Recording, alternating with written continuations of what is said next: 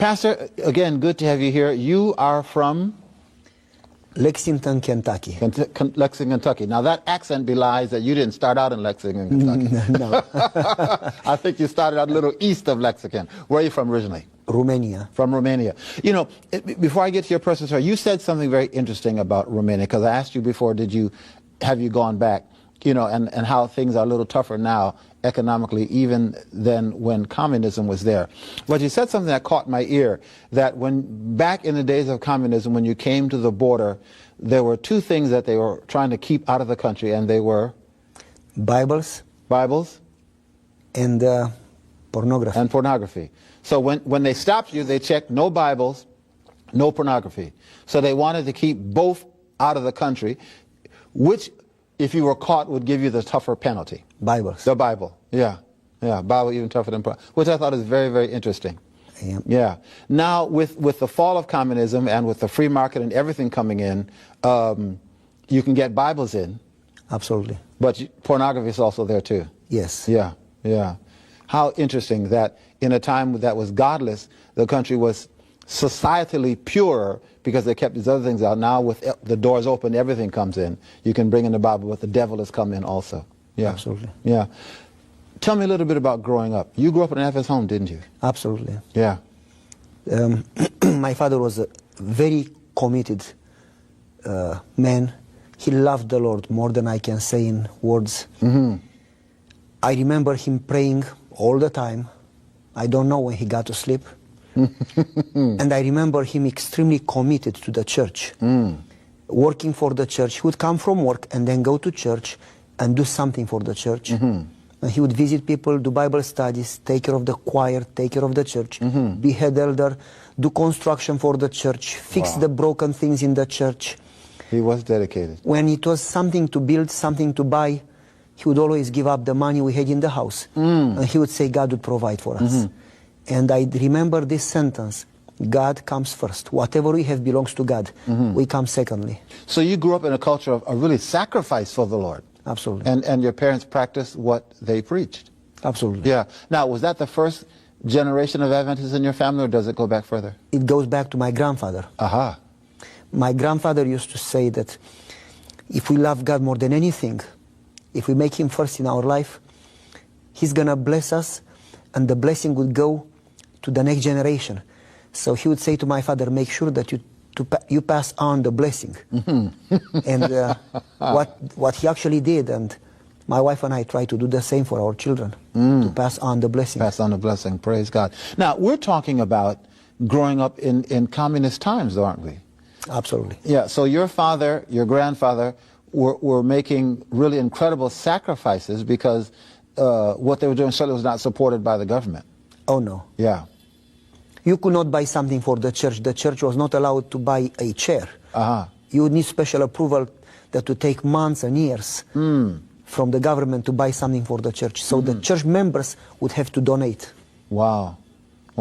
So all of this work, all of this time was really at a sacrifice. What would have happened to them had they been caught doing all of these things for the church? Probably beaten or going to prison or... Now, let me ask you, did they have a church building to go to, or were they meeting in homes? Oh, we did have church building. You have a church building? Yes. And in fact, we did build a new church inside the old church. And we worked just during the night. No lights, no noise. Wow. We didn't use any power tool, and we didn't use any light, so nobody could catch us. And people didn't come together. People would come separately, one by one, and get quietly inside and start working. And you would get used with the night moonlight or whatever. Yeah. And we would start working around 12 a.m. and finish around 4 or 5 a.m. And people would take turns. And they build a church during the night. An entire church building inside of a church building at night. At a certain point, the new walls started to be taller than the old walls. So eventually, police came to the gates of the church. We had the gates locked. So they got a, however you call it, the paper that you can break the gate and get in. And my father asked the whole church to stay by the walls when they wanted to demolish the church. Oh, wow. And he talked to them and he said, if you want to destroy this church with the bulldozers, you are going to go through human flesh.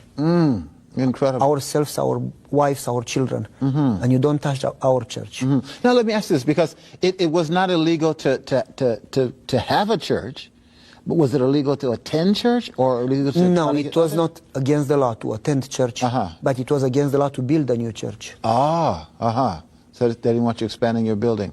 Could you go out and do evangelistic meetings or try to get other people to come? One-to-one, you could talk to people, but to do evangelism, no. Okay, so you couldn't have any kind of public campaigns. And yes, we did every once in a while, but...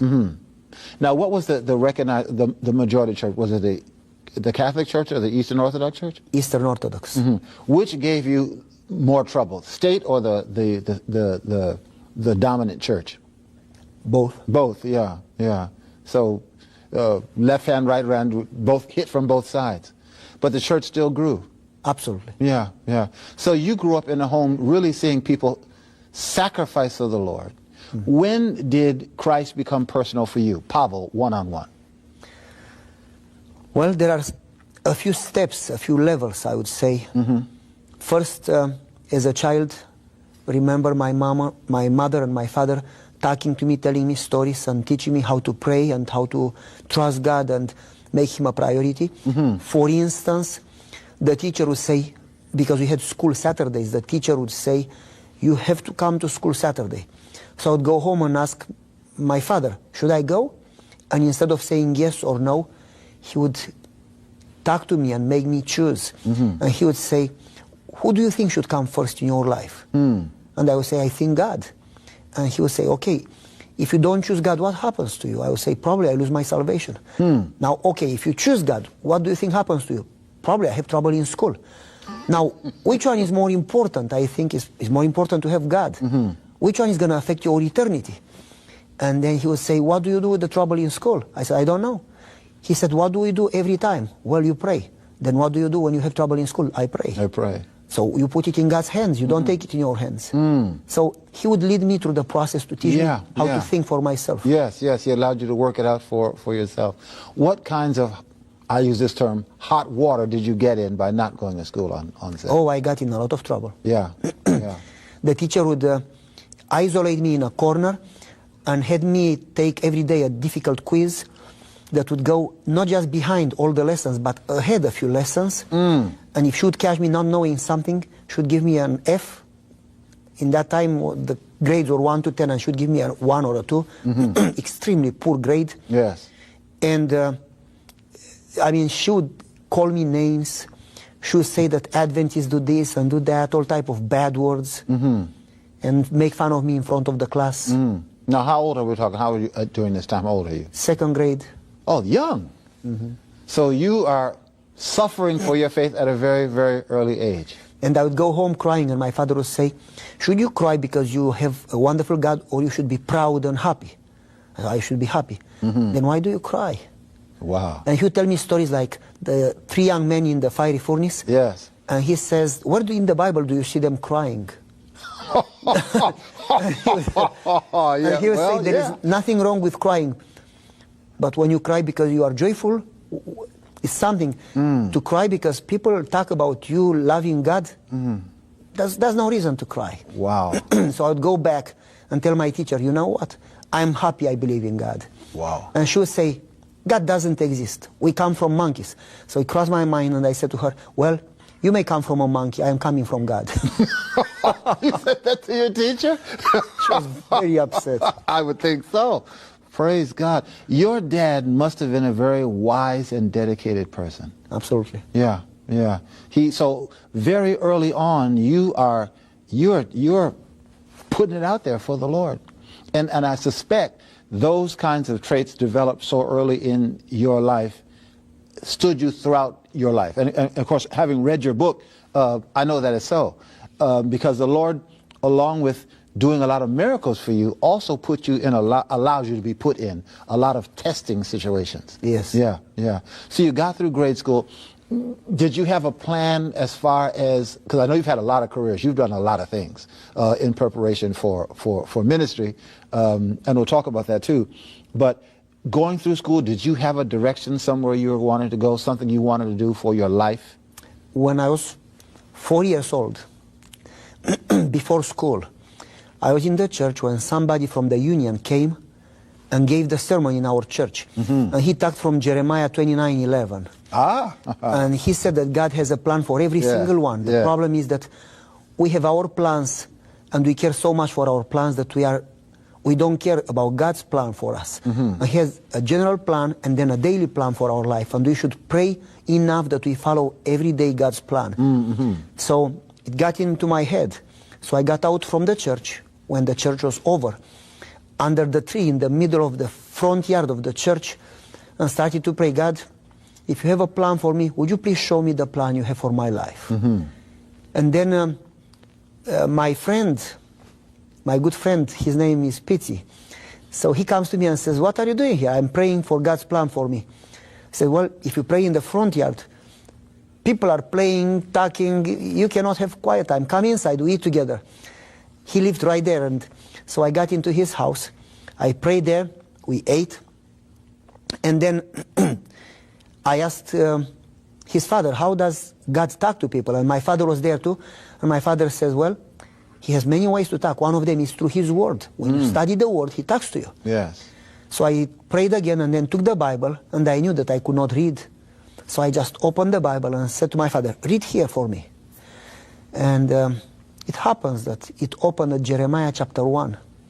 And I remember specifically asking my father, before asking him to read, can God have plans for children too? And he said he has a plan for every single one. That is powerful. So I asked him to read Jeremiah chapter 1. It was exactly the verse that says, don't say I'm a child. Oh boy. Because I'm going to send you and you'll speak for me. Don't be afraid of them. So I closed the Bible. God wants me to be a pastor, to speak for him. That's my job. That's what I'm going to do. So now this all happened before you could read. Absolutely. So you're a small child. 4 years old. That's very mature thinking to be so young. So the trajectory, I use that term, was set at that early age that you're going to live your life for God. I need to ask you this, Pavel. Obviously, your father was very, very dedicated to the Lord. Did you ever feel growing up that you were in a restrictive home, or that there were things you wanted to do that you couldn't do, or did you settle into your faith very early? And I think I almost know the answer to that question. I settled in the faith very early. Yeah. It didn't feel like restriction. I felt that I was one of the most blessed child ever. I think I had the best childhood possible. Obviously, your parents loved you and loved the Lord. No question. Yeah. So the torments, the things that happened at school didn't bother you so much? Not much. Yeah, praise the Lord. No, and there were many stories, many incidents, including in high school. Many times they wanted to get me in trouble for not going in Sabbath to school. And every single time God did fantastic miracles. Every single one time. Yeah. See, I was thinking about that because children can be so cruel when you're different. You know, we're all going to school and they say, here's this guy not going, and you know, to stand out at that age is pretty tough. So all throughout your schooling, you had to deal with this Sabbath issue. In fact, all classmates respected me so much for this. And in the army, they would fight each other. They would beat the weak ones. They would break into everybody's briefcase and steal. They never touched me or my things. They would be afraid. They would say, this man has a strong faith. Don't touch him because he can curse you or he can bless you. So when they had trouble, they would come to me and ask me to pray for them. Is there anything that stands out in your early years, before we get on to some of this other miracle stuff, in your grade school years, your high school years, where God really sort of stood up for you, and because you know there's this history of miracles, anything that pops out in your mind where God really just sort of drew the line for you? There are quite a few of them. Quite a few of them. One of them that was in high school with the glass. I was going to school and working too. I wanted to buy myself a motorcycle, and so I started to work early. And the miracle is in the book. Yeah, that's one of the first. And I didn't know you were still in high school. I thought you were a little older, but tell us that story, because it's a great story. The whole glass idea and sitting out there, it's just a really wonderful story.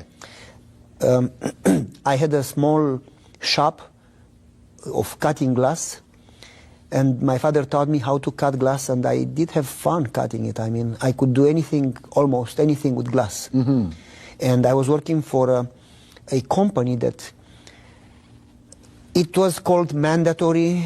That doesn't mean what it means here. It means you didn't own the business. You worked for them, and you'd get, after expenses, you would get so much of the profit, and the government would get so much. Mm-hmm. And basically you got about 40%, and they got about 60%. Mm-hmm. After you take off all the expenses. Okay. And they asked me to come Saturday to work. And I'm trying to make the story a little shorter. No, take your time, because it's a great story. It's a great story.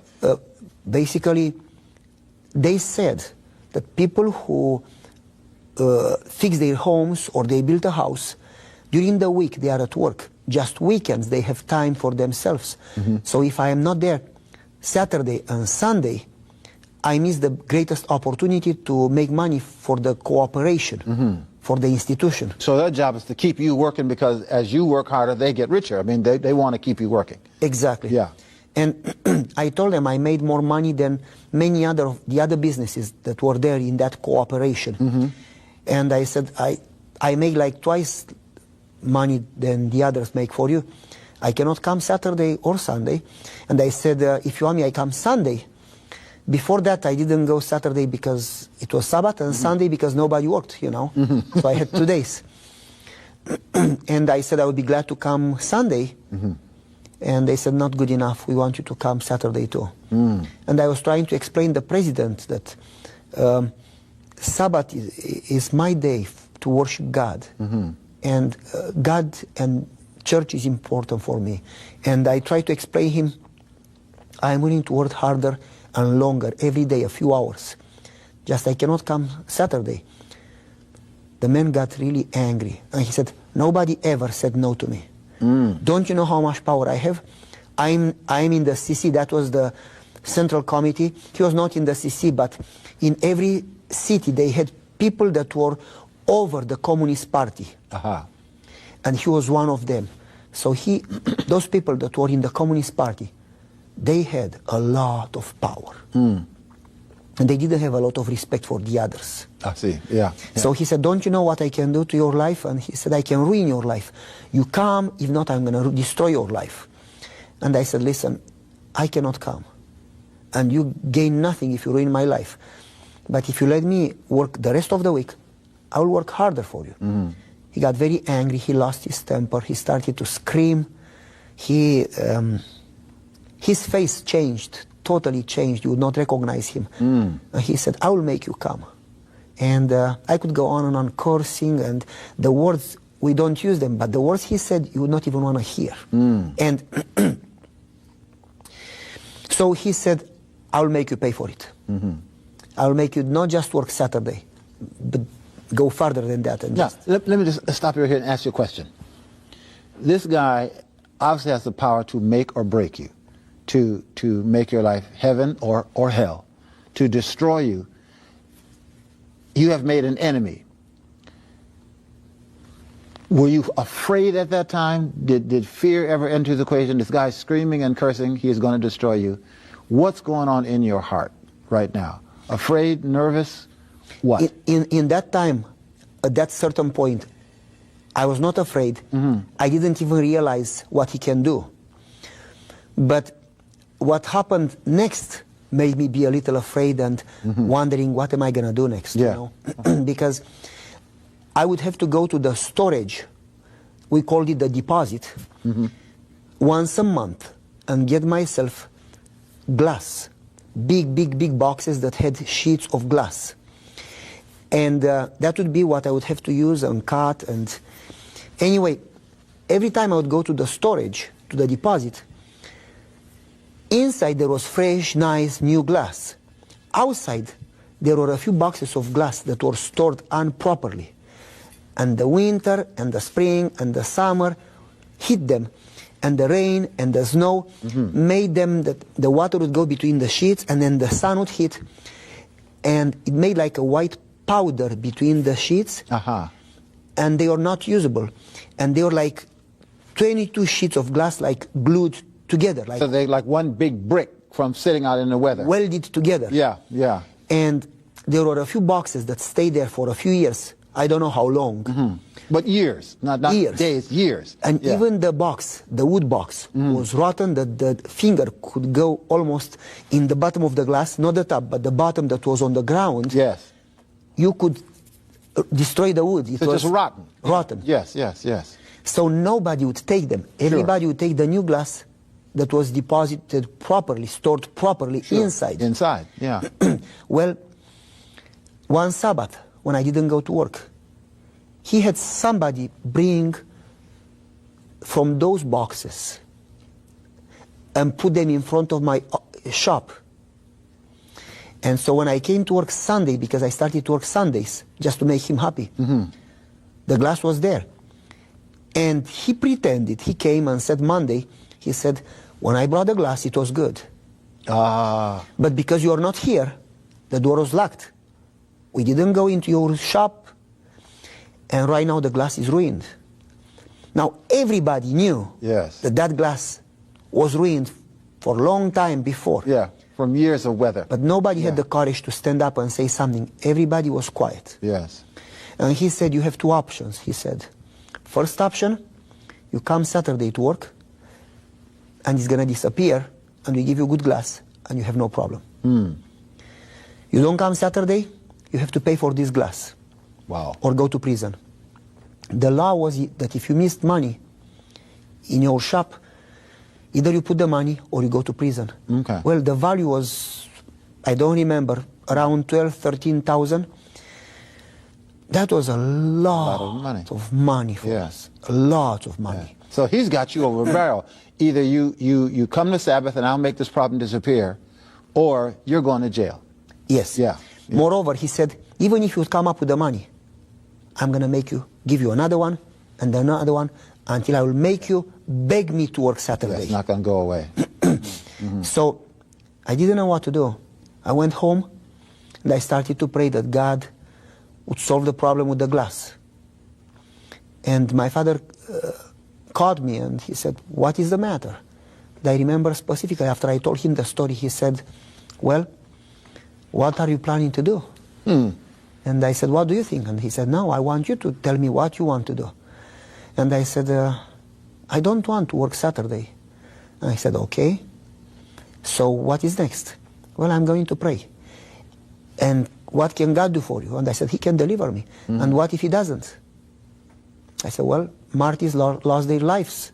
So probably I would have to suffer. And my father said, and if you would allow it, what do you think you are going to do?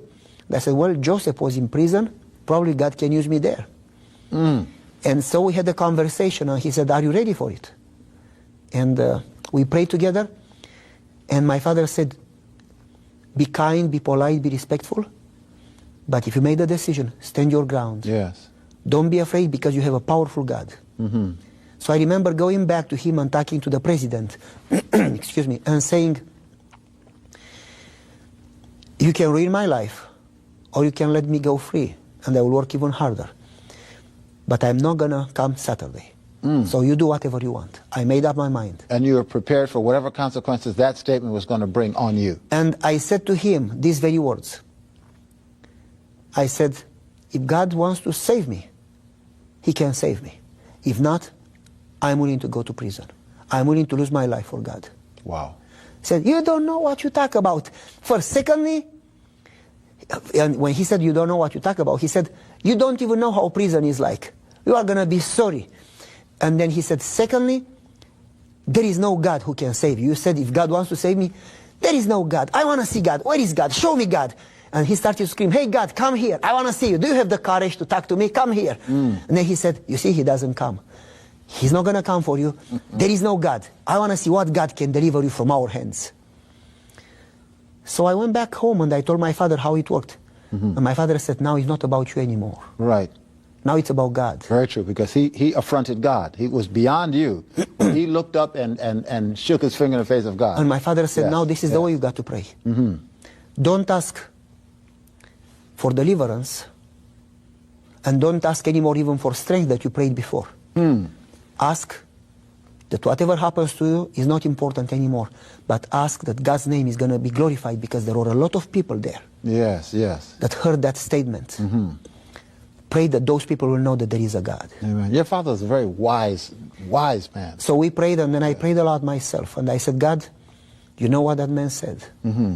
Make those people know that you are a wonderful God, and you are real. Yes. See, that's the kind of statement that Pharaoh made in Exodus 20.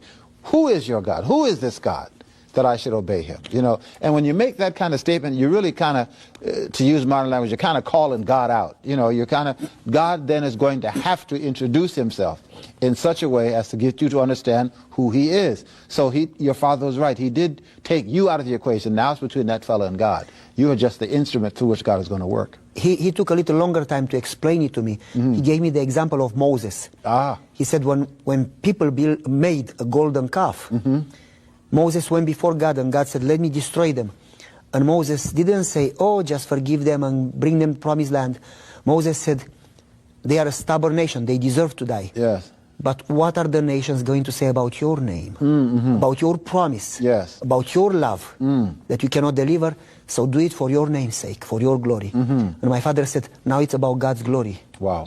And he said, pray that God's glory is going to be bright and clear for everybody. Amen. Amen. Powerful. So he said, forget yourself. We are not important. It's about God right now. So I remember praying that prayer. And I went back to the president, and somehow I talked to the president and I said, listen, this is what I want to do. I'll not come to work Saturday, period. This is not going to change. But if you allow me to bring back the broken glass and get new glass, I'm going to work day and night and make you the money that you want. You tell me the number, and I'm going to make you the money that you want. And he smiled, and he said, hey, whatever you do, I win. Because he said, you take this glass back, you are going to pay for it. You don't pay for it, you go to prison. If you manage to take it back, you are going to work for me. I win either way. You don't work the way I want, you are going to come Saturday. And probably he knew, the way he got the glass there, he knew that the glass cannot be transported. So basically, I got a driver, his name is Nitsa Vasile.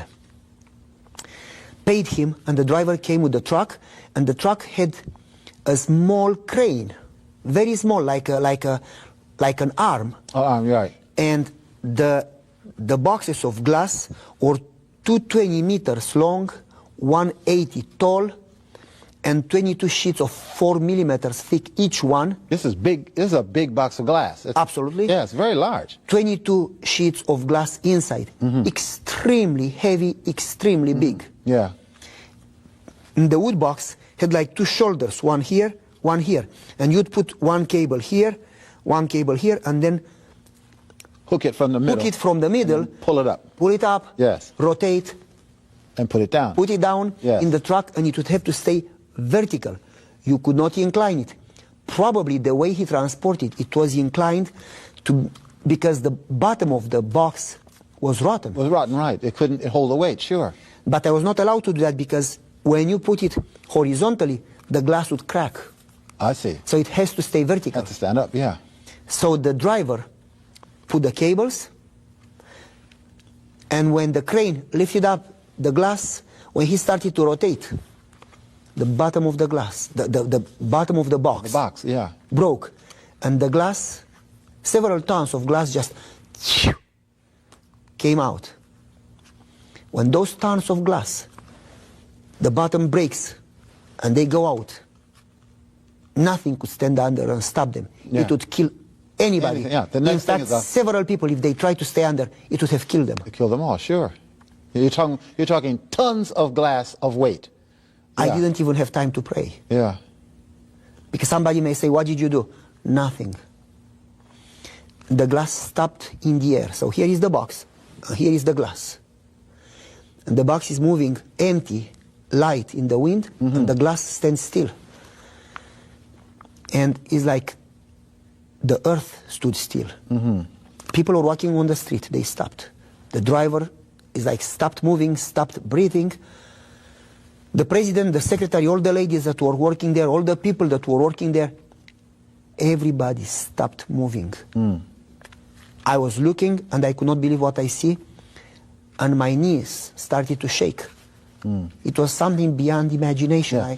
Now, folks, I want you to get the picture, because when I read this in the book, I had to stop and work on the visual, because you've got a crate full of glass, tons of weight of glass.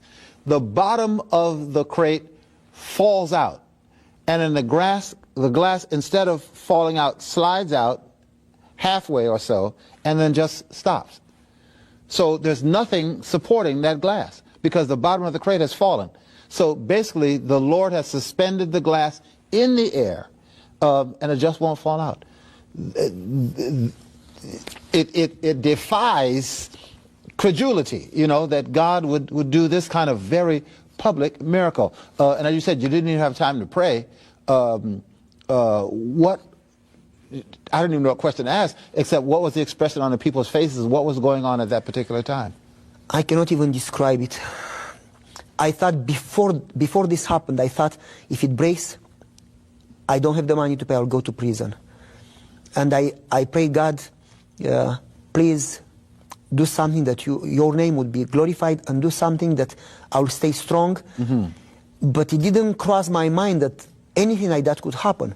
Probably I thought God will intervene and get me out of prison, or it did not cross my mind. I could not even imagine that. So I was looking to people, and everybody was kind of pale.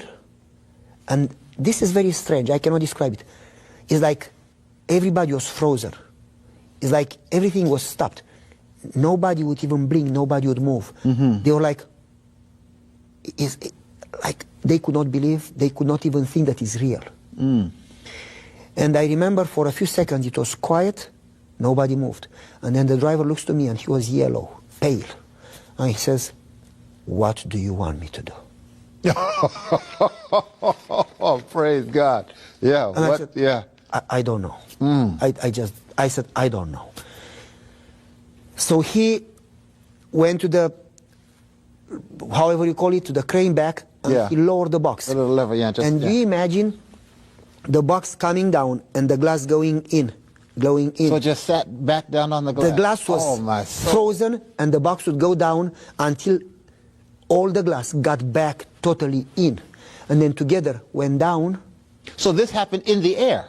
In the air. Ay. The glass was standing there, not moving, and the box lowered itself back over the glass. Exactly. Until all the glass got back in the box. And then when the glass was together, back, they went back down to the ground. Exactly. Yeah, that's enough to make your knees knock. Yeah. And the president was, "This is enough. Please leave. Please don't work here. You are free to go wherever you want, to do whatever you want. You don't have to bring it back. You don't have to pay for it. You don't have to work Saturdays. Just don't curse my family and myself." Never cursed anybody in my life. But anyway, he said, "Just please go. I don't want you to work in this institution anymore. I want you to just go wherever you want. You are free. You don't have to pay for anything. You don't have to do anything." Yeah. My goodness. It kind of gives you chills when you think about it.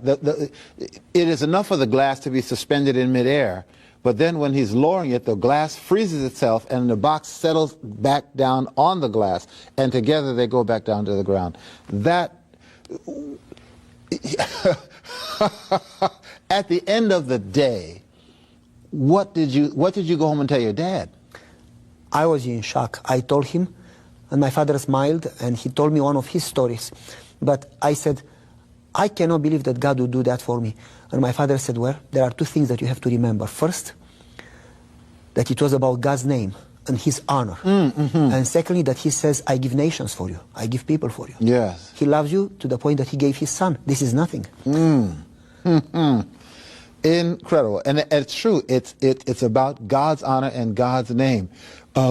Excuse me. So did you continue working, or did you take his offer and leave that particular job? I moved to a different place, still doing glass. Yeah. I moved from there. Now let me ask this. How old were you at this time?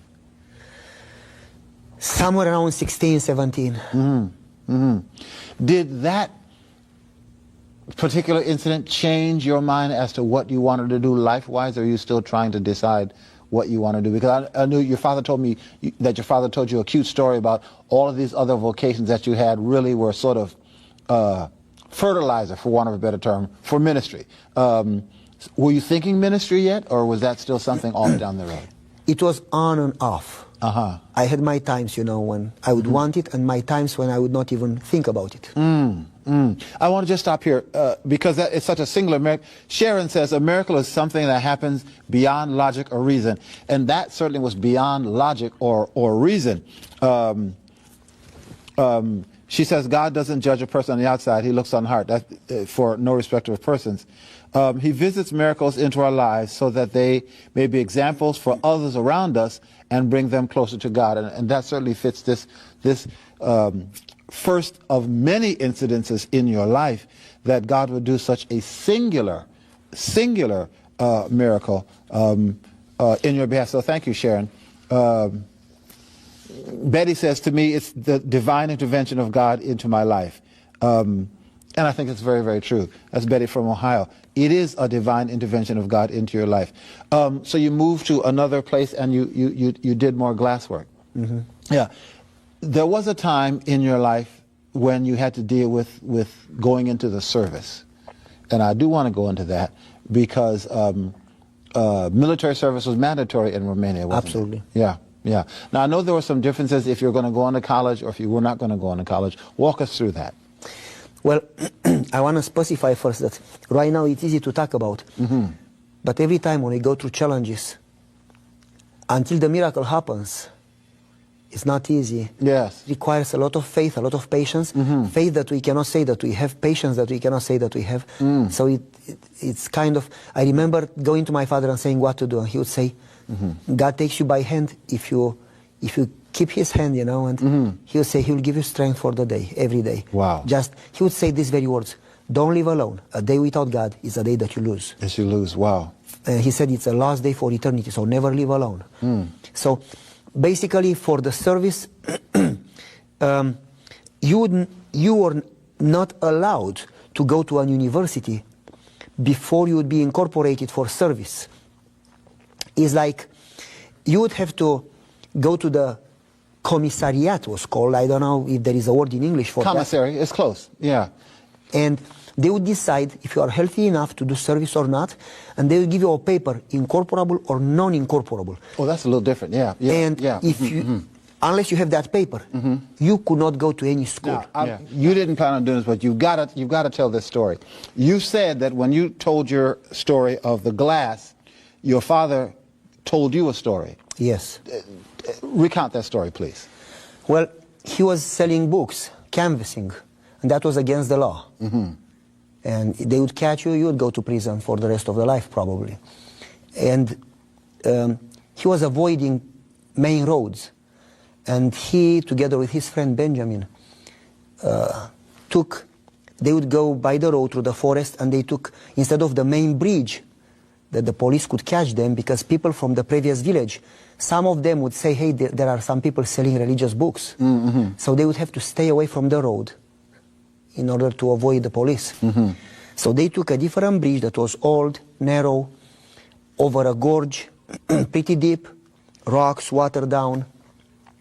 And the bridge had pieces of wood boards that were some of them missing, some of them rotten. So just rotten. Now, some of the boards are just not there. Not they were gone. Totally missing. Totally gone. So you have to be very careful how you step. And it was evening, as they were talking, Benjamin, that was walking behind my father and going slow, called him and said, Pavel, don't move. So my father stopped and looked back, what is it? And he said, look down. And there were like 2 meters of nothing. The boards were all gone. The boards decks were gone, yeah. Were gone. And it was like he stepped one foot on air, the other one on air, and now it was one foot on wood, and still the foot behind was still on air. And he told me the story. He said, probably God sent his angels to put their palm and hold my foot so I'll not be hurt. And he said the same God put his angels to hold the glass for you. Hold that glass for you. Wow. Powerful, powerful, powerful stories. Yes. So this idea of God standing up for and showing himself powerful in your family was not a new thing with you. There was some history with that.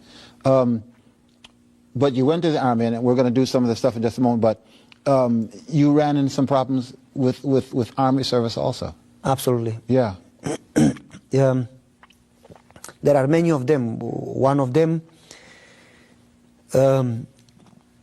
I remember asking God to wake me up early in the morning so I would have enough time to pray. I didn't want to start the day without prayer. And sure, I didn't have a Bible, but my girlfriend, that is my wife, she would send me letters and she would write paragraphs from the Spirit of Prophecy, Bible verses, and words of encouragement. And I would pray and God would wake me up early in the morning, like 4:30, and I would stay under the blanket because I didn't want anybody to see me. And with a small flashlight, I would read and pray and read and pray and spend some time with God. And then I would slowly, under the blanket, get dressed. Slow. When the trumpet would call soldiers to wake up, we would have just a short, extremely short time to get dressed and be in front of the garrison in the front yard. I would always be the first one because I was already dressed. Well, I remember one specific time I prayed and said, God, please wake me up early enough so I can start the day with you. And God woke me up at 2:30. And I said, come on, this is too early. And I wanted to go back to sleep. And God spoke in my mind and said, didn't you ask me to wake you up? So I said, okay, then I'm going to pray, study, and get dressed. And I got dressed, and then I wanted to go back to sleep when the trumpet started to sound. And they had a drill. It was like a war alarm. Yes. It was just a drill, you know. And everybody was sleepy. Most of them got punished for being late. I was the first one there. And so they asked me, what type of reward you want? A picture with the flag, a few days at home, what do you prefer? And sure, I took the days at home. Then a different time, there were floods, so they called the army to go and pick up the corn because the corn was in the water. I remember that story, yes. And I would wake up early every day, and they didn't have a clock, an alarm clock. So the lieutenant asked one soldier to wake everybody up, and he slept longer than anybody else. So then the other one, and then one of the soldiers, his name was Adrian, he told the lieutenant, Goia wakes up early because I asked him, and he said God is waking him up to pray. So if you want somebody to wake us up, Goia can wake us up. So the lieutenant said, Goia, can you wake us up tomorrow? I said, yeah. What time? 5:30. He said, okay. How do you wake up? And I said, well, I am praying and God wakes me up. Yeah, sure. Does he talk to you or he would move your shoulder? How does he do it? And I said, well, you pray and you'll see how. And I remember I would wake them up every day, and I told the lieutenant, every day I worked, and some of the soldiers would get drunk, and some of them would not work. And he would come and check, and he would find that on the row that I am on, the corn is picked up faithfully. And he would give me as an example every day, you see how he works, you got to work the same. Well, Friday I went to him and I said, tomorrow I cannot work. It's my day. I worship God. He said, go away. There is no God in this country. I said, I'm not going to work. Yes, you will. I'm not going to work. Yes, you will. Now you're in the service now. This is not like before. You're under military orders. You are under order. You don't say no. You say, yes, sir. Yes, sir. And I said, I'm sorry. I've been obeying and respectful and do whatever you say. But tomorrow is God's day and God is above you. So tomorrow I cannot work. He said, you will. I said, respectfully, but I will not. He said, you go to prison. I said, I will. I would rather go to prison. He said, are you crazy? I said, well, I don't know if I am crazy or not, but I said, I want you to know, I will not work. Mm-hmm. And he smiled and he said, if I let you not work, I can lose my job and my freedom. And I said, well, if you let me not work, the God that is going to take care of me is going to take care of you too. Mm. And he looked to me, he called me aside, and he said, don't tell anybody, I'm going to let you not work tomorrow. I hope that your God is going to take care of me and my family. And then he asked me to pray for him. His name was Bărbulescu. Mm-hmm. Well, after 2 weeks, he was called back to the garrison, and the new one that was Vulpoi, that in English means fox, he was sent. That guy was a mean guy. He's a tough guy. Tough guy. Yeah. He didn't care for soldiers, he cared just for himself. Uh-huh. He called us names. He would not even care if we worked. He would make our life miserable. He did see that I work. But when I went to him Friday and said, I don't work tomorrow, I said, I worked every day. He said, I don't care that you worked. You work tomorrow. And if you work or not, you go in between the corn like everybody else. I said, I will not. Yes, you will. And I'm going to make you go. And if you go to prison, I'm going to make sure that you have a miserable life, that in prison you work. If not, they will beat you to death until you work. And he said, I'm going to make sure that you do that. Mm. He called me names. He cursed me. He took, I remember, an apple and threw after me. And I said, I'm not going to work. Get out. Get away. He didn't even want to talk to me. Mm-hmm. I prayed the whole night. And I remember I had in my mind that I would have to make a decision. I go to prison or I work. And I asked God for strength. It was not easy. And I made up my mind that I'm not going to work. Yeah. So Saturday morning, I went to him during breakfast. And I told him, I said, I want to talk to you. Get out. I said, regardless if you listen or not, I'm going to say it. You will ruin my life. I will go to prison. But even if you put your gun, I said, in my head, and you shoot me, I will not work because I love God more than my life. Mm. And he said, you are crazy. And I said, probably. But I said, you are going to ruin somebody's life. And I said, I will not work. Mm. And I said, may God be with me. Wow. And he said, you are crazy, aren't you? You are serious, aren't you? I said, yes, I am. Excuse me. So you are willing to go to prison? I said, yes, I am. What am I going to do with you? Yeah. Now, I need to just stop here and say, when we talk about prison in Romania in communist times, you're not talking about lounge chair, watching TV, sitting back. You know, some of our prisons here in the States can be, having been in prison, it's rough life. But depending on where you go, you're talking about real prison. This is no cakewalk. You're talking about I have friends rough times. Yeah. And relatives that went to prison for having Bibles. Yes. And they would be beaten every day. Mm. Every day. And they stayed in prison until revolution. And I have friends that went to prison for not working Sabbath during the army. Yes. They stayed in prison 7, 10, 11 years. Mm-hmm. Beaten, extremely, extremely difficult life. Yes. My cousin was in prison. He lost weight that you would not recognize him. Mm. He would wish to die. He would tell you the stories you would not even believe. Mm. Mm-hmm. Mm-hmm. So, basically, you knew that's what was waiting for you. I mean, there's no ifs, ands, or buts. That's what was going to be. Yes. Yeah. So he said, you are serious? I said, yes, I am. And he called me to come. It was something like a, like a kitchen, not the cafeteria where everybody was eating. Yeah. And he said, listen, tomorrow you will not work, but you will do what I'm asking you to do. So I said, hey, don't ask me to work because I'm not going to work. Hmm. And he said, listen, if I let you not work, the others are going to tell on me and I lose my job and my freedom. Mm-hmm. I'm not going to do that for you. But he said, I'm going to find a way that they don't know. And when I call on you tomorrow, you better answer. Well, I said, can I trust you? Because I knew he didn't care for anybody and you could not count on his word. He didn't have a word. Mm-hmm, mm-hmm. And he called me names and he said, get away. If you don't trust me, then I don't even talk to you. I said, well, it's not that I don't trust you, but I tell you, don't ask me to work because I will not work. Mm-hmm. Saturday morning, he asked every soldier to take 1 row of corn. And then he asked me the last one. So I did. I stood up right in front of in line like everybody else.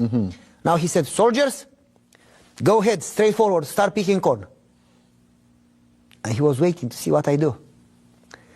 And everybody in line, everybody started to walk straight towards the corn to start working. I didn't move. I stood still. And then he looked to me, and after a few seconds, he said, Goia, come back. I want you to come here and start a fire for me. I am cold. Pick up the wood and start a fire. Turned around, went to him. I said, I'm not going to start a fire for you. But by this time, soldiers were already entering between the rows, yes. rows yes. in the cornfield. And he said, he called me names, and then he said, okay, so what are you going to do now? If you stay here, they see that you don't work. Go. And he said to me these very words, evaporate, disappear. I don't want to see you. Come tonight.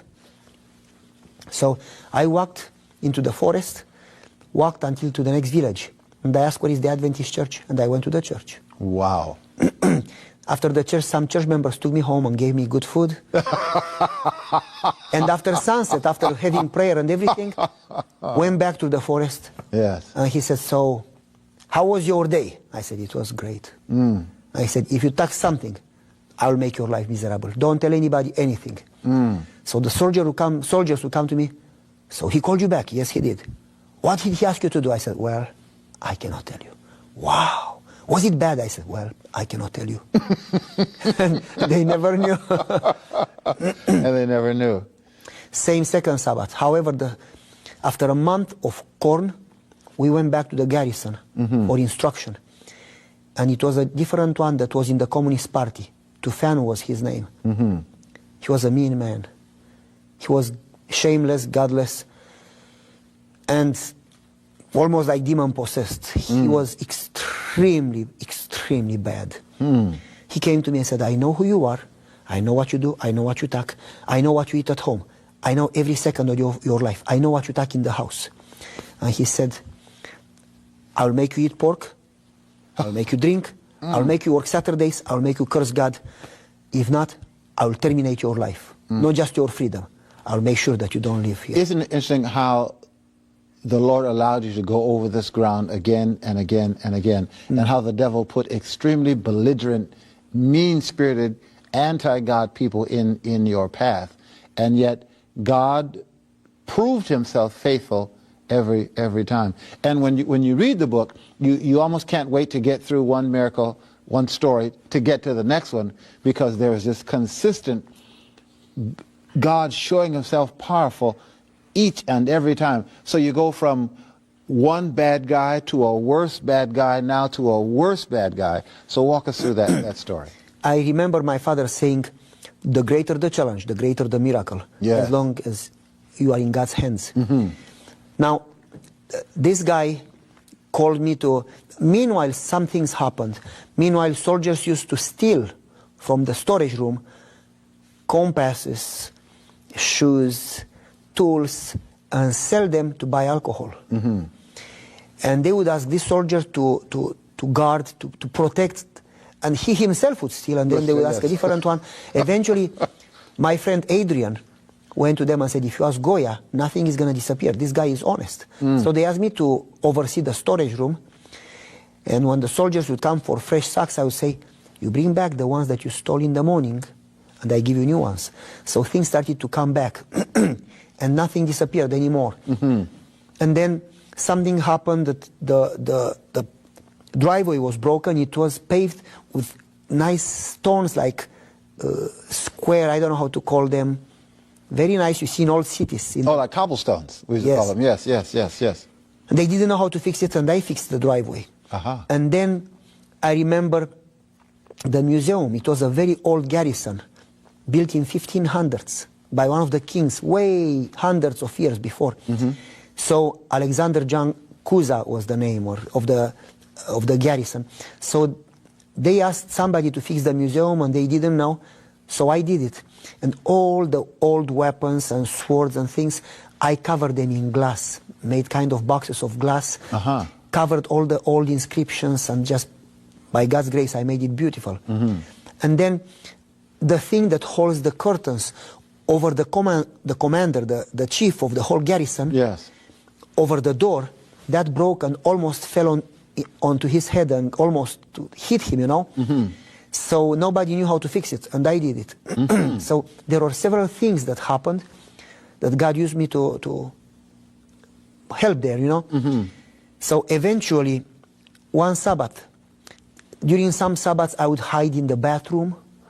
During some Sabbaths I would find a way to escape. But one Sabbath, he specifically called me and then put me in front of the other soldiers and ordered me to dig a hole in the ground. And I talked to him and I said, listen, I will not do it. Please don't ask me to do it, because if you would ask me privately, it would be a punishment. But if you would order me in front of the whole company, we call it, Yes. that would be a lot worse punishment to disregard his command. And so he said, I'm going to get you in front of everybody, make you do it. If not, I'm going to get the most difficult, the hardest punishment for you. And so he asked me to step forward and to dig a hole in the ground and hide from enemy. There was no enemy, but it was an order. And instead of, when he said that I should dig a hole in the ground, I didn't move. So he ordered me again, and I didn't move. And he ordered me again, and he started to lose his temper, and he started to scream and to get foam at his mouth. He's angry. Extreme, extreme anger. And he screamed, and he said, you disobey and disregard me in front of the other soldiers, I'll make you pay for it. And screaming, he left us there. He called all the officers of the garrison. He proposed maximum punishment. During the war would be the capital punishment. However, during the peace would be 7 to 14 years prison. Yeah, they just shoot you on the spot. In wartime, you disobey an order. Yeah, yeah, but now it's prison. So I left the training field, went to the storage room, locked myself inside, and started to pray. And in the beginning, I was asking God for help to protect me.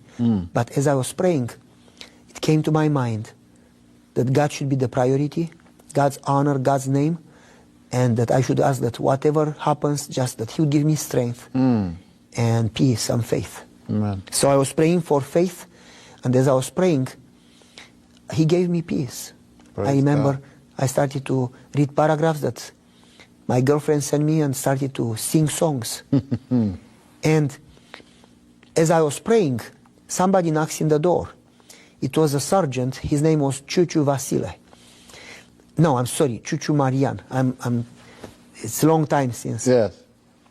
He was a short guy, funny guy. So I opened the door and he said, Pavel, I want you to be honest with me. So I am honest with you. Do you know General Voichița? I said, I don't know the general. He was one of the generals of the 4 armies of Romania. He was extremely big. And the general happened that he came without announcing to check, to inspect our garrison. When he came to inspect, he visited the museum and he noticed that it's all covered in glass. And he visited that and that and that and that. So all the work you had done all the time, the general seeing all of this stuff. What I didn't know. Yeah, I was now this is one of the top guys in the country, not just your little unit. One of the 4 big guys in the country. in the whole country. Okay. And then they had a meeting. And so the sergeant says to me, you sure you don't know the general? No. You don't know anybody in the Central Committee, the Communist Party? Yeah. I said, no. You don't know anybody there? No. I said, wow. I said, why? And he says, this is what happened. The general came from Bucharest to inspect the garrison. And they said, we have an emergency meeting, we have to punish a guy. I said, well, before we do that, let's first get done with the inspection. Yes. And he said, I noticed that you did that. Who did the museum? And they said, oh, Goia. I noticed that you got the driveway. Who did the driveway? Goia. Goia. What about the storage room? It's clean and in order, and before all the shovels were dirty. Right now they were clean. And who did it? Goia. Goia. After they talked about everything, he says, okay, who is the guy that you want to punish? And they said, it's Goia. Goia. And he said, Why would you punish him? What did he do? Fighting, getting drunk. Is he against the country, against the Communist Party? And they said, no, he doesn't get involved in politics. It's just that he doesn't work Saturdays. Does he work the other days? Yeah, he works pretty hard every day. Is he honest? Yes, he is. Does he do proselytism, propaganda, religious propaganda? No. Then what do you have against him? Don't you wish that you had everybody like him? If he's ready to die for his God, don't you think that he would be ready to die for his country too? These are the people that never betray us. We wish we would have more people like him. Yes. And he said, you touch him, you lose your jobs. Uh-oh. You touch him, you go against me. He said, don't touch this guy. All right. So the sergeant said, so you don't know him? I said, no, I don't. It was hard for me to even believe. But after he left, Bărbulescu, the guy that was in the first 2 weeks at Cornfield, Yes. he came and says, Pavel, do you know the general? I said, no, I don't know him. You don't lie, you cannot lie. You are an Adventist. I said, no, I don't lie. He told me the same story. So basically, after that, lieutenants and others and captains would come to me and say, hey, Pavel, don't you want to go to church? Yes, I want. You are free to go. Don't you want to go home? Yes, I want. You are free to go. Just call the general and tell him that we take good care of you. They didn't believe that I don't even know him. You don't know him, yes. Yeah. Yes. So basically from that day on, I had the best life among all soldiers there. Yes. I ate good food. I would go out anytime I wanted, go home anytime, go to church every Sabbath. They never asked me to work Saturdays again. Yeah. They would try to protect me so the general would be happy. That is powerful. God answered the prayer of Solomon. He gave you what you wanted and what you didn't even ask for. Someone took up your cause who you did not even know. That's how powerful God is. That is an incredible story. I saw that in the book, one of the great miracles in the book. So I think we'll stop here while we are catching our breath and go to some music. We've got some more of these stories. They are fabulous, and I want to commend, you just saw the graphic of the book. Go to your ABC and get, we don't push books that much, but this is not just a book. This is the working of God in a life, and it will encourage. The Bible does say that a good report makes your bones fat. So we are, Pavel, we are fattening ourselves up tonight on some really wonderful stories. Tim Herbert returns, and this sort of fits in with where we're going and what we're talking about, to ask the question, who am I? Well, we're God's children, and when we stand up for him, he does indeed stand up for us. Tim Herbert sings now, Who Am I?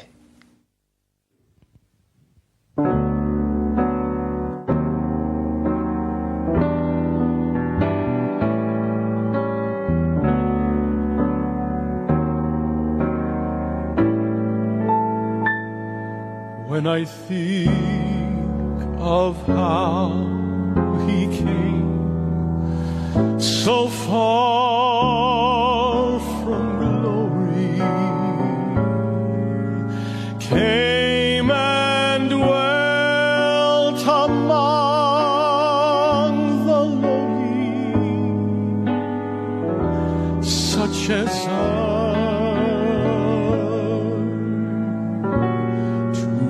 Suffer shame and such disgrace on Mount Calvary, take my place. Then I ask myself one question: who am I?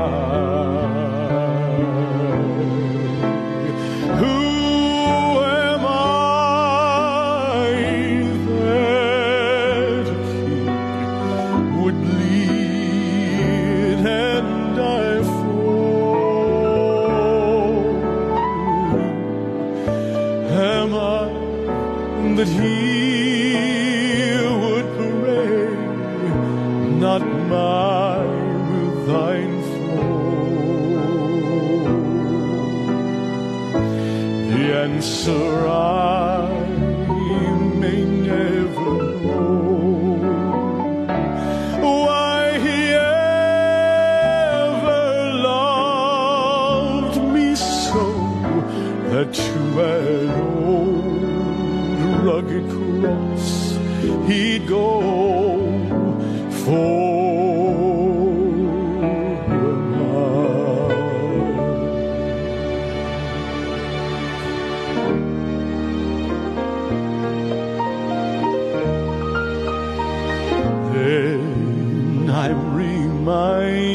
read of these words, I leave thee never.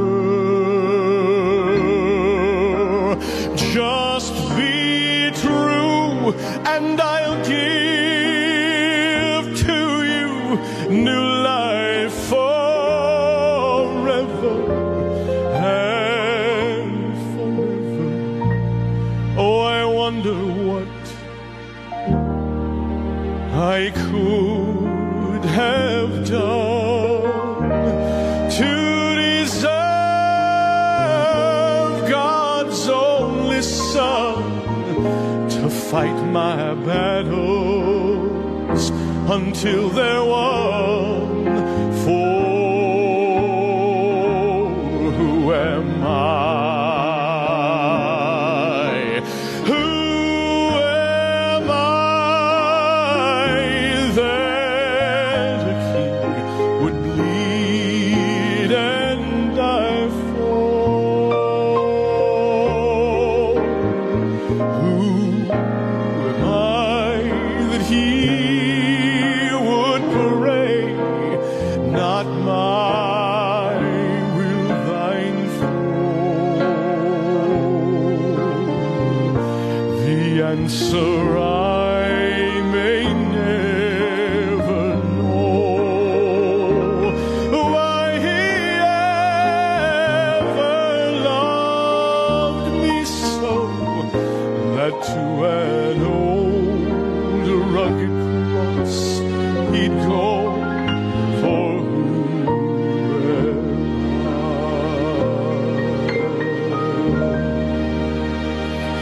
That to an old rugged cross he'd go. For who am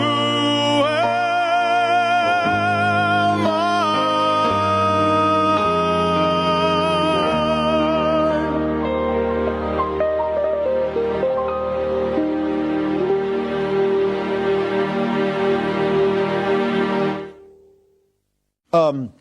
Greg Budd said to me, C.A., you've got to get Pavel to talk about the many, many story. It's a chapter in the book. Do you recall what that one was about? Many, many. Tell us what that story is all about. That evidently is Greg's favorite or one of the most powerful ones, but just walk us through that particular story. Mene, that's not his real name. Uh-huh.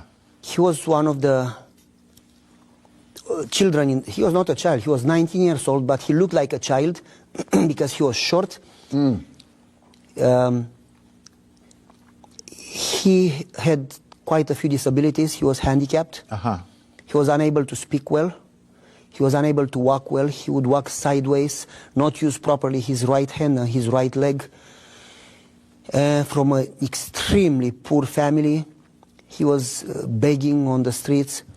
He had many accidents. One time a car hit him by the marketplace. One time a bicycle hit him in the train station.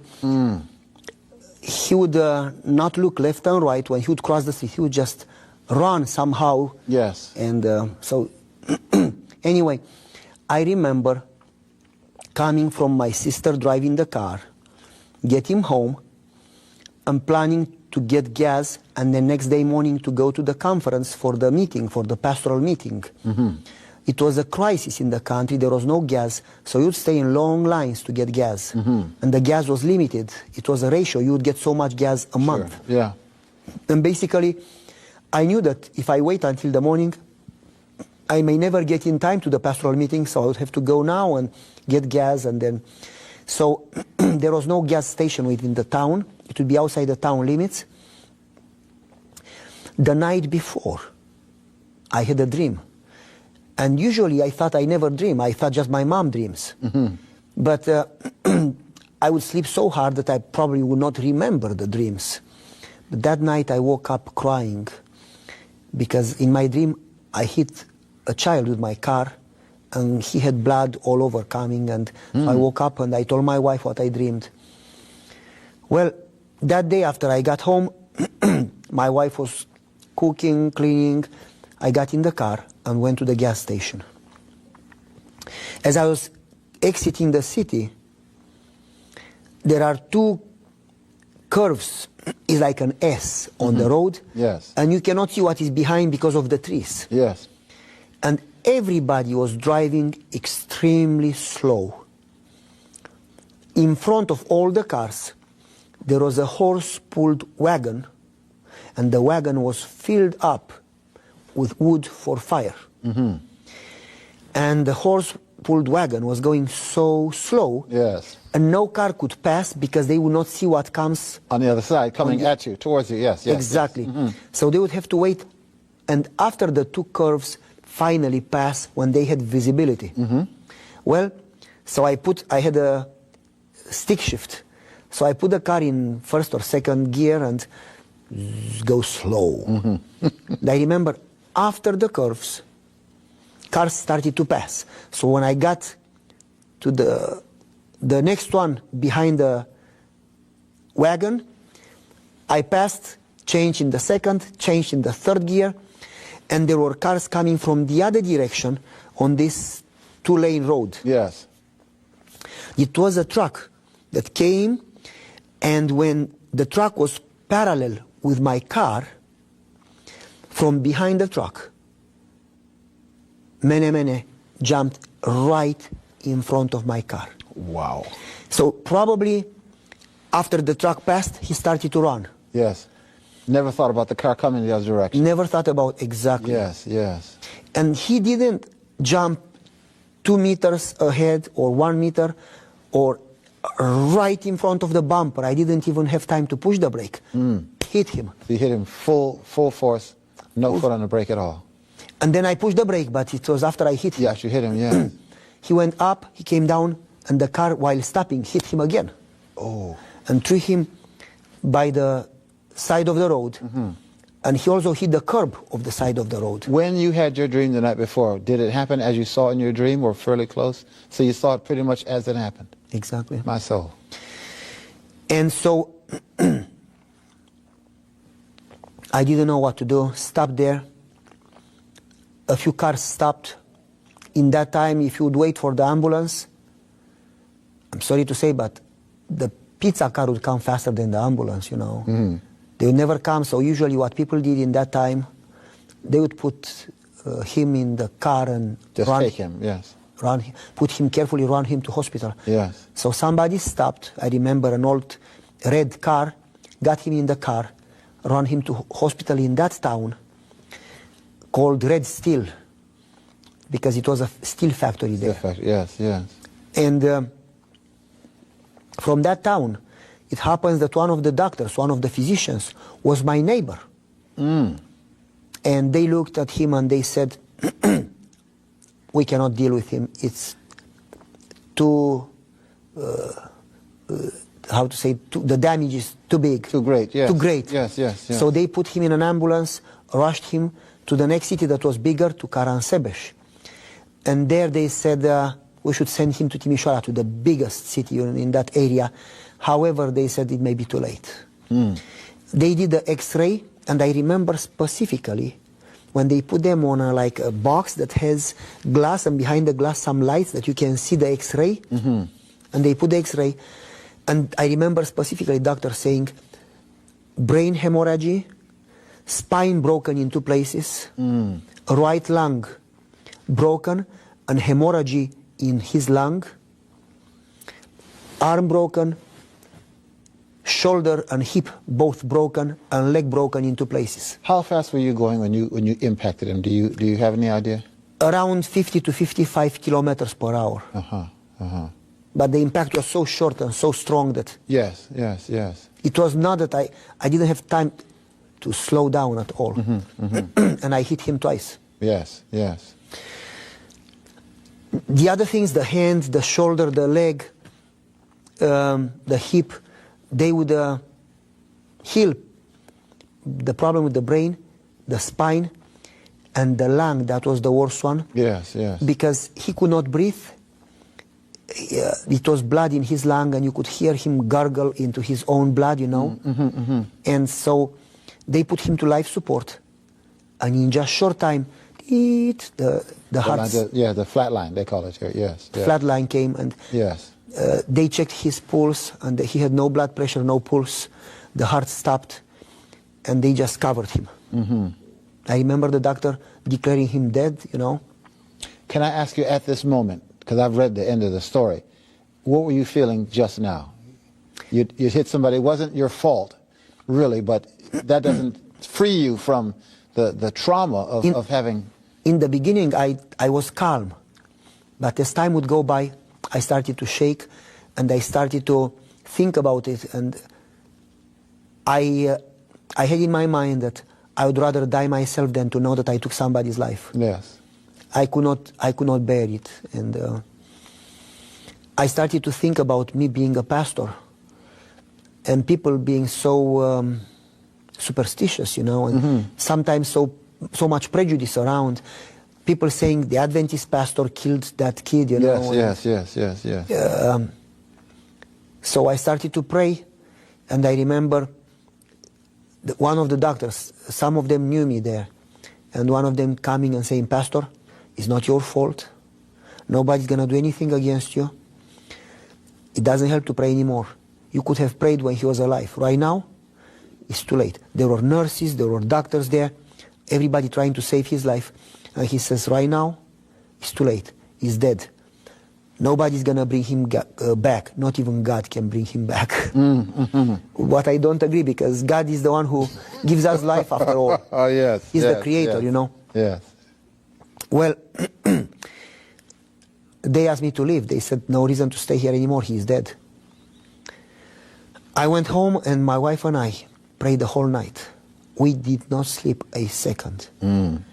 And we prayed like never before, to the point that I said, God, if you want, take my life and give it to him. Just please work for your name's sake, work that people will not talk against the church. Now that's what I was going to ask you. What was the burden of your prayer? Because he's been declared dead. Are you praying for him, for yourself, that God's name be glorified? You're up all night, you're agonizing with God. What's the focus? What are you praying for specifically? I was struggling with all of them, all of the above.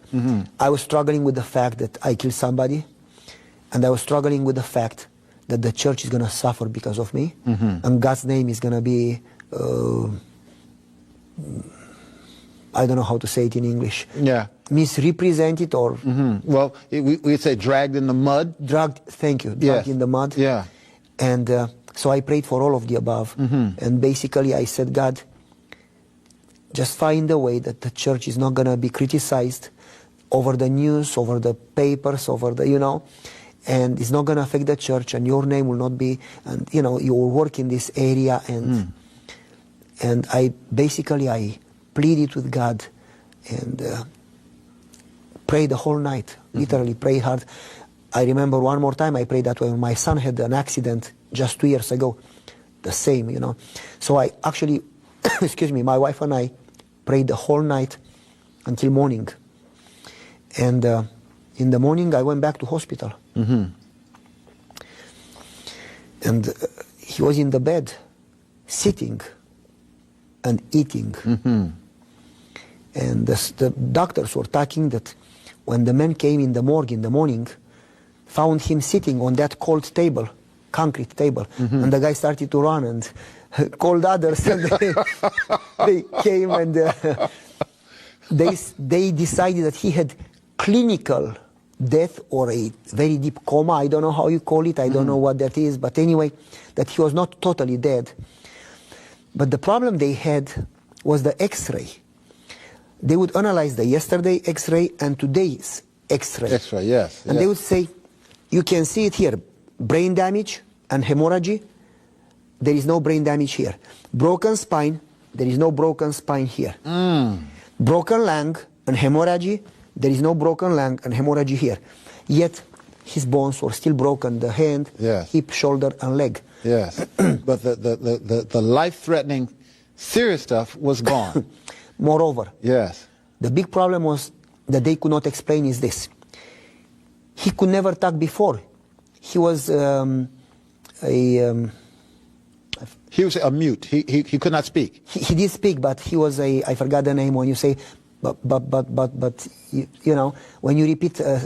Oh, he stuttered. Stuttered. Yes. Thank you. Yes. The word didn't come to me. He was a stutterer. And even the words that he said, they were not clear. You could not make sense. You could not understand him. He was speaking clear and nice. So God made him better than before. Glory to God. Not only did the Lord repair him, he improved him. Praise God. The whole town, I mean, the news went so fast. I'm sure. We did evangelism. The church was packed. 44 people got baptized. Glory to God. The whole town was talking. I remember it was a crisis. You could not find anything. I went to the grocery store. I was looking for oil to cook, for canola, vegetable oil. And they had no oil. And I remember the lady from the cashier, like, she called the manager and said, called her by name, I don't remember the name, and said, can you get for the Adventist pastor some oil from the back, from the storage that we have for ourselves? He can pray for you too, you know. God truly glorified himself in that incident. That's the kind of thing, the kind of empirical evidence that just defies logic. That's a miracle. You've got a brain hemorrhage the night before, the next morning it is gone. I cannot help but say this.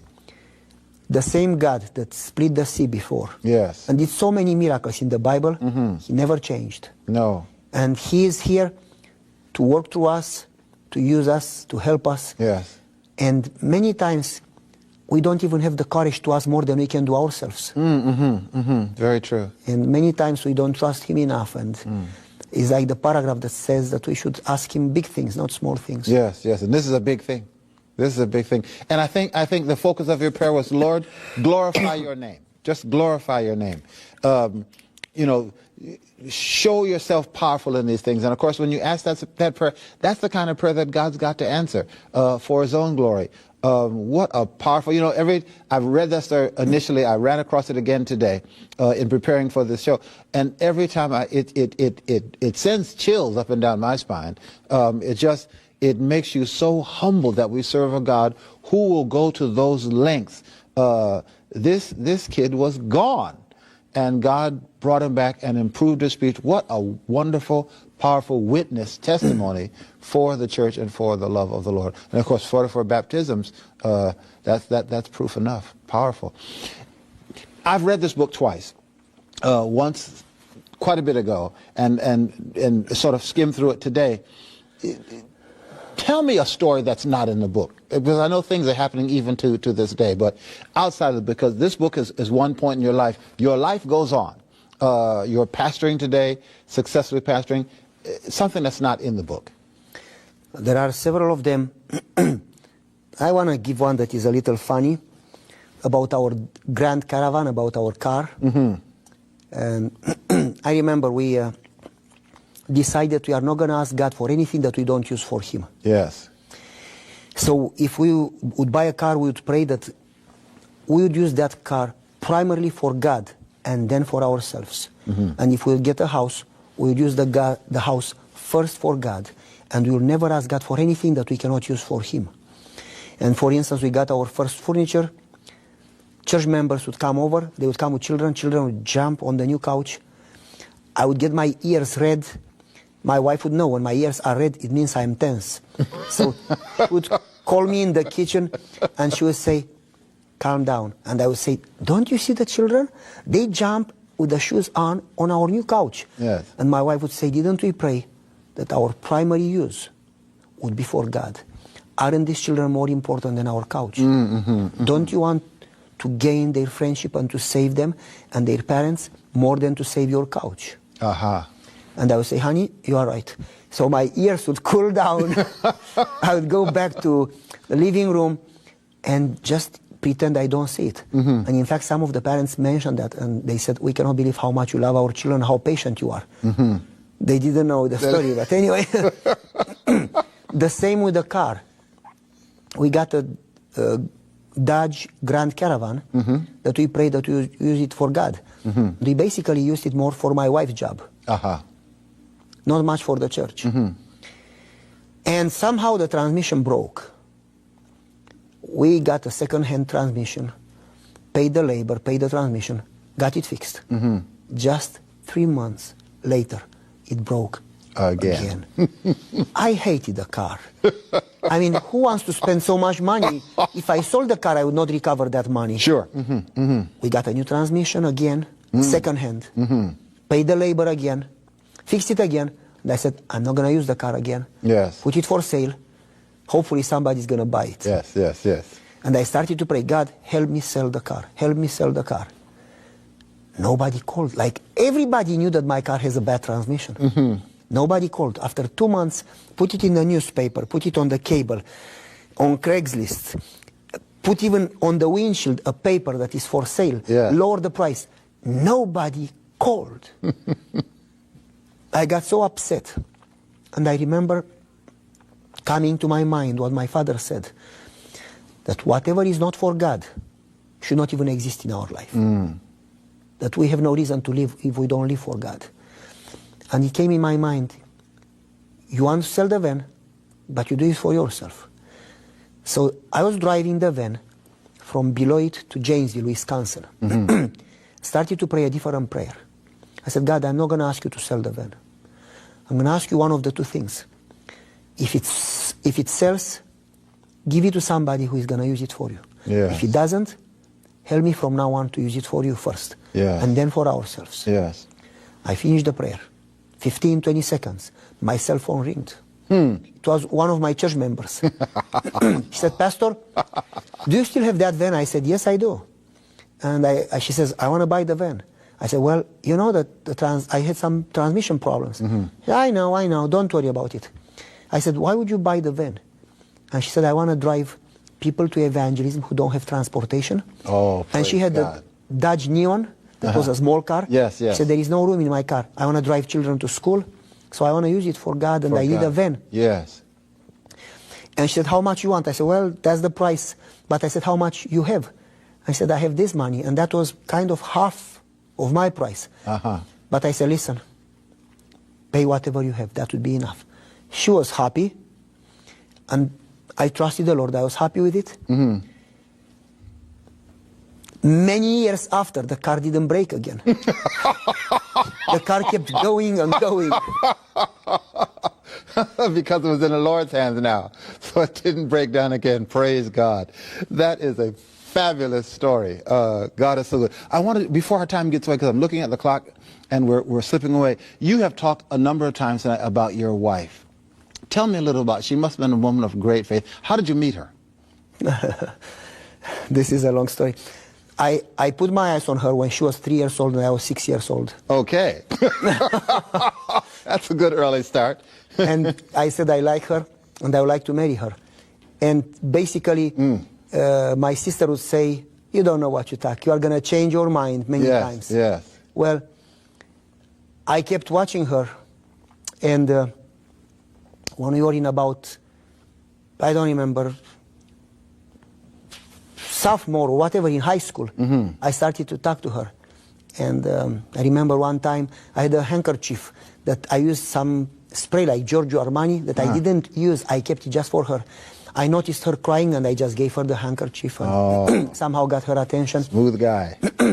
But this is what happened. I remember I would purposely, when she would go to school, I would make sure that I go in the same time, so we would walk together to school. Okay. And I started to talk to her about my experience with God. And I would say, what do you study? And she would say, I don't study, though she would go to church. And I would tell her what I study. The books from the Spirit of Prophecy, the Bible, and what God is doing for me and how God works in my life, in my father's life.